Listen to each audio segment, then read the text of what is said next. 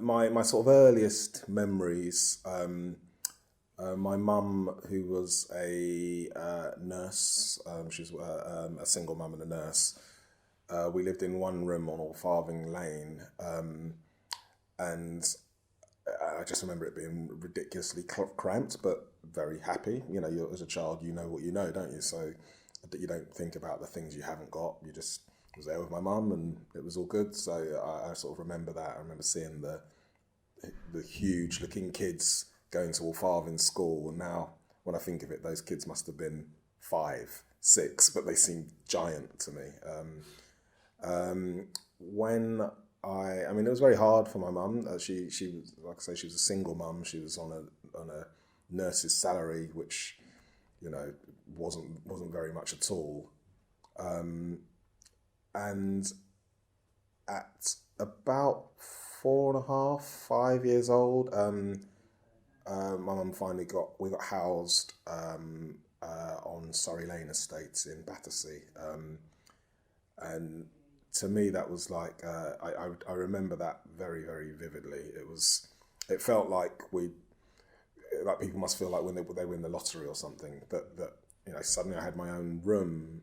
We had a whole house, a whole flat that was all ours. We were on the 20th story of Cranmere House, which is one of the tower blocks there. And I used to spend hours just sort of staring out of the window and looking at sort of southwest London, and you know, you could see the power station, you could see Vauxhall. It was amazing. I felt like the king of the world. Those were quite happy times. I really enjoyed. I enjoyed living on Surrey Lane, and back in the days when there was a big red square in the middle. Any sort of veterans of Surrey Lane, you can kind of place them by if they remember the red square. But we used to spend a lot of time playing in the big red square in the middle. I went to Bolingbroke School, where I made loads of friends there, and just happy times, I guess.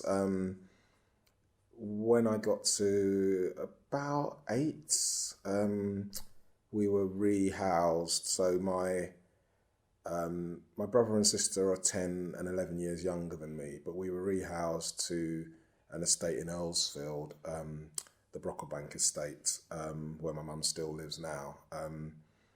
And that was, again, and that felt like, I guess the novelty of, oh my God, we got home was different, but we had a house then that had a back and a front garden and upstairs and all that sort of thing. It felt like very grown up and what have you. But I because I didn't have a bad time on Surrey Lane, to me it didn't feel, it wasn't as big a, way we got out of it as when we moved into Surrey Lane. Moving into our first council home felt like a massive change in life.